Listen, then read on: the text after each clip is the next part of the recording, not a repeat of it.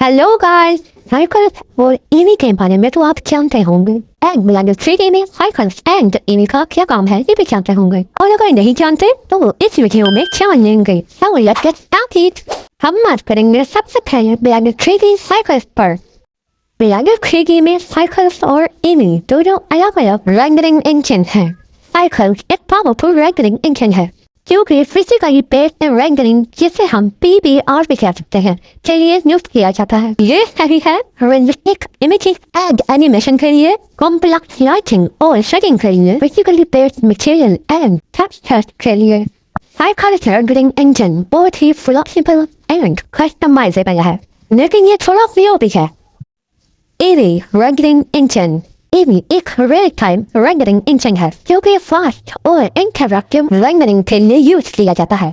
ये सही है। रियल टाइम रेंडरिंग और प्रीव्यू के लिए, फास्ट रेंडरिंग और एनिमेशन के लिए, गेम डेवलपमेंट और इंटरैक्टिव एप्लीकेशंस के लिए ईवी रेंडरिंग इंजन बहुत ही फास्ट और एफिशिएंट है, लेकिन ये थोड़ा कम फीचर रिच है कंपेयर टू साइकिल्स। तो अगर आपको रियलिस्टिक इमेजेस और एनिमेशन मिलानी है तो साइकिल सही चॉइस है, और अगर आपको fast rendering and real time preview चाहिए तो ये भी बिल्कुल सही चॉइस है।